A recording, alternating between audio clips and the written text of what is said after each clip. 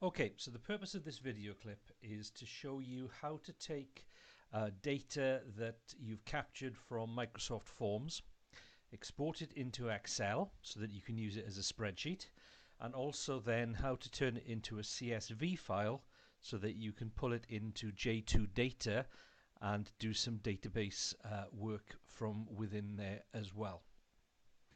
So the capture form that I created here was dual fold really. You've got the first part of it which leads itself to database work, and then there's some measurement information further down as well which we can do some work in Excel. So you can see here that there have been 31 responses to the data capture, and if we click in there, first of all you'll see that MS Forms has its own basic level of analysis which you can look at, but what we're going to do is open it in Excel. So we click on open in Excel, and that prompts us to save the file. So I'm going to call it pupil data capture,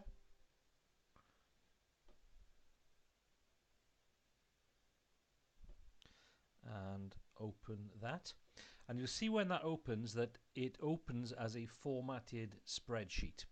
Now, depending on how you'd set up your forms, the data could capture some personal information.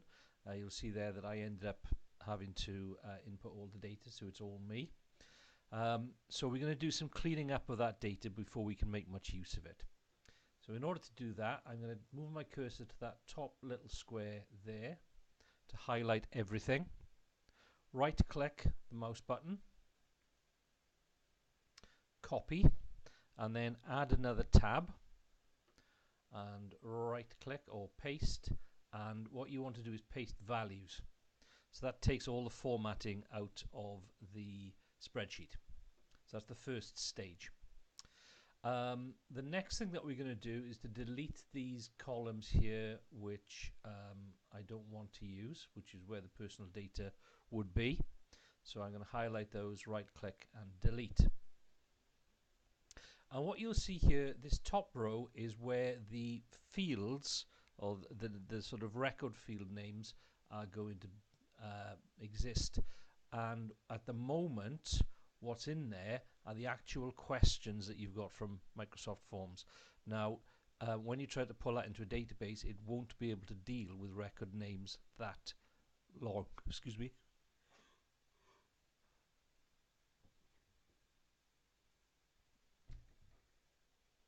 So what we're going to do is make them shorter and more succinct. So that first one there, I'm going to change that to home, school, primary, school, eye color, siblings. This one is for pets. How many pets do you have? And then height, reach, chin to head,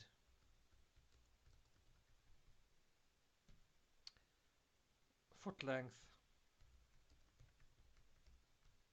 and knee to floor. So that makes those more manageable as record headers. I'm now going to wrap the text. So I've highlighted those and I've gone up there to wrap text, and that makes it easier to fit into a column. And I'm going to center the numerical data there, so that makes it a bit easier to see what's going on there. And then you'll see on these columns where the text are, the text is overflowing the columns. So if we highlight those and go to format and auto fit column width, you'll see there that the column will open up so that it can accommodate all the text within it. The next bit of cleaning that we've got to do is you can see that all these numbers have these little green triangles. Now if we highlight those, you'll see the little warning comes up there, and then if you click on the down arrow, it tells you what the issue is. So Excel thinks those are numbers, but in fact they've been imported as text. So because we want to do some maths with those, we want to convert them to number. So by left clicking on that, you'll see that that gives us those numbers. So that's a much cleaner looking spreadsheet than the one that came directly from Microsoft Forms. I'm going to change the name of it. So I'm going to call that pupil data. And I'm going to hit save. Now that's saved as an Excel spreadsheet, and I want that to be the case because there's some formula work that I want to do with the kids using this information here. But the point of this video clip is to show you how to turn this into a compatible format that you can export into or import into J2Data. So what I'm going to do now is take this tab and copy it. So I've moved my cursor down to pupil data, left click, move or copy, click on create a copy, and I want to move that selected sheet pupil data, and I want to move that to a new book. Click on OK, and you'll see now that it appears opened up book 2, so that hasn't been saved and it's only got the one tab in it. So we now go to File, Save As, find where you want to save it. So I'm going to save it in that same J2Data folder, and where it says Save as Type, you want to drop that down and find CSV, and I'm going to call that pupil capture. So this pupil capture is going to be called, it's a CSV, and I hit save. A little warning window will pop up saying that some of the formats will be lost. That's fine, I want to lose that. So that's been saved now, and I can close it. I don't want to save the changes again. This is my, there you go, so those are all closed. So I'm back now to the internet, and I'm going back into Hub, and if you haven't already opened it, you click on J2E. Mine's already open, so you'll come to this launch pad. You're going to click on My Files, and what we need to do now is to drop that CSV file into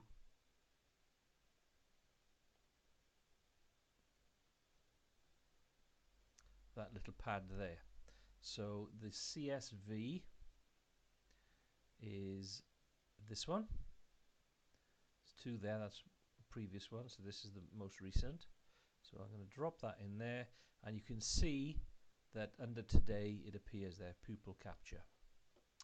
Right, I'm now going to go back to J2 Launch, and I'm going to open J2Data, and within that I'm going to go to the database. So this is now what you're seeing is an empty database. You can create your own here, but we're not going to do that. We're going to import the data that the students completed on that form. So the one that we created was pupil capture.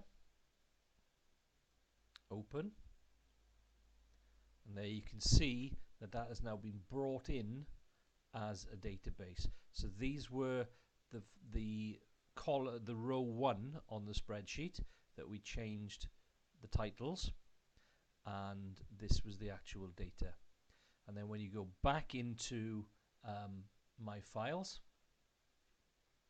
you'll see there now that that was the CSV that we dropped in, and it's been turned into this record card system, which means that it's been identified as a J2Data file, and then you can get the kids using it.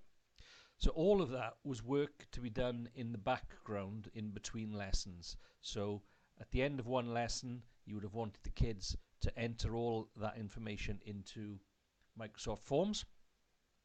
Then after that lesson, you're going to pull it into Excel, clean it, convert it into a CSV file, and import it, so that in the following lesson, this is the file you can share with your students so that they can practice interrogating databases. And that's